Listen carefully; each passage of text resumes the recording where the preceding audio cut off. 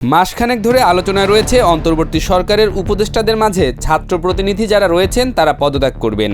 ফেব্রুয়ারি মাসের শুরুতে এই পদত্যাগ আলোচনা জোরালো হয়। মোটামুটি নিশ্চিত হওয়া যায় ছাত্রদের নতুন দলের নেতৃত্ব দেবেন নাহিদ ইসলাম। সুতরাং দল ঘোষণার আগে অথবা ঘোষণার পরপরেই পদত্যাগ করবেন তরুণ এই নেতা, কিন্তু সেটা কবে?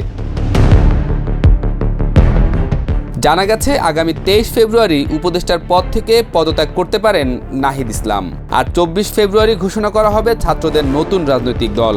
তবে এখনই পদত্যাগ করছেন না আসিফ মাহমুদ, সজীব ভুইয়া আর মাহফুজ আলম।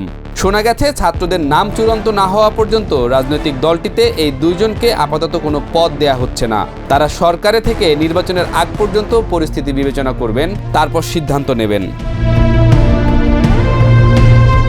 নাগরিক কমিটির আহ্বায়ক নাসিরউদ্দিন পাটোয়ারি আগেই বলেছেন 15 ফেব্রুয়ারি থেকে 28 ফেব্রুয়ারির মধ্যে নতুন দলের ঘোষণা দেয়া হবে। জানা গেছে প্রথমে দলের নাম আর আহ্বায়ক কমিটি ঘোষণা করা হবে। ঈদের পর কাউন্সিলের মাধ্যমে পূর্ণাঙ্গ দল আর কাঠামো ঘোষণা করা হবে। নতুন দল নিয়ে এরই মাঝে 5 লাখ মানুষের মতামত গ্রহণের কাজ শুরু হয়েছে। ছাত্রদের নতুন দলের কাণ্ডারি হবেন নাহিদ ইসলাম, এ নিয়ে তাদের মাঝে খুব একটা দ্বিমত নেই। তবে সদস্য সচিব কে হবেন তা নিয়ে রয়েছে মিশ্র প্রতিক্রিয়া। এ পদের জন্য শোনা যাচ্ছে বেশ কয়েকটি নাম: আক্তার হোসেন, নাসিরউদ্দিন পাটোয়ারি, সার্জিস আলম এবং আলী আহসান জুনায়েদ। এছাড়াও দলটির গুরুত্বপূর্ণ পদগুলোতে আরও যাদের নাম শোনা যাচ্ছে তারা হলেন হাসনাত আবদুল্লাহ, মনিরা শারমিন, মাহবুব আলম, অনিক রায় প্রমুখ। সূত্র বলছে 21 ফেব্রুয়ারির আগে অথবা পরপরেই আনুষ্ঠানিকভাবে ঘোষণা করা হবে দলটির নাম এবং আহ্বায়ক কমিটি। সেই হিসেবে 23 ফেব্রুয়ারি নাহিদ ইসলাম উপদেষ্টা পদ থেকে পদত্যাগ করে নতুন দলের স্টিয়ারিংয়ে বসবেন।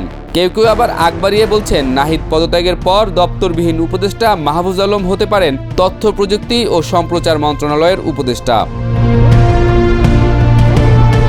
ছাত্রদের নতুন রাজনৈতিক দলে আপাতত 3 দেশের 4টি জনপ্রিয় দলকে অনুসরণ করা হবে বলে জানা গেছে। দলগুলো হলো তুরস্কের একে পার্টি এবং জাস্টিস পার্টি, পাকিস্তানের দল ইমরান খানের তেহরিকি ইনসাফ এবং ভারতের অরবিন্দ কেজরিওয়ালের আম আদমি পার্টি। দলগুলোর গঠন, ইতিহাস, আদর্শ, ভবিষ্যৎ পরিকল্পনা, লক্ষ্য, উদ্দেশ্য, মোটো বা স্লোগান সহ বিভিন্ন বিষয় খুঁটিয়ে খুঁটিয়ে দেখা হচ্ছে। বৈষম্য বিরোধী ছাত্র আন্দোলনের আহ্বায়ক হাসনাত আবদুল্লাহ সম্প্রতি গণমাধ্যমকে বলেন, বাংলাদেশের ফ্যাসিবাদ বিরোধী জনতাকে সঙ্গে নিয়ে আমরা একটি রাজনৈতিক দল গঠন করতে যাচ্ছি। আমরা সাধারণ মানুষের কাছে ফিরে যেতে চাই। এই রাজনৈতিক দলের কাছ থেকে জনগণ কী প্রত্যাশা করে সে সম্পর্কে তাদের থেকে মতামত নেওয়ার কর্মসূচি গ্রহণ করা হয়েছে। প্রতিটি মানুষের নানা মত ও পথ রয়েছে উল্লেখ করে এ ছাত্রনেতা বলেন, আমরা বাংলাদেশের মানুষের নানান পথ এবং মতকে ধারণ করতে চাই।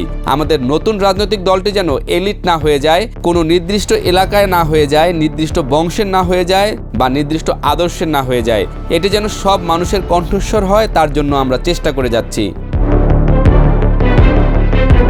তবে ছাত্রদের নতুন দলকে অনেকে স্বাগত জানালেও কেউ কেউ বলছেন দল গঠন করলে ফাটল ধরতে পারে বৈষম্য বিরোধী এসব শিক্ষার্থীদের মাঝে। দেশের বেশিরভাগ তরুণদের সমর্থন নতুন এ দলটি পেলেও সব বয়সী আপামর জনগণের কাছে দলটিকে জনপ্রিয় করতে বিজ্ঞ আর মধ্যবয়সী রাজনীতিকদেরও তাদের সঙ্গে রাখা উচিত বলে মনে করছেন রাজনীতি বিশ্লেষকরা।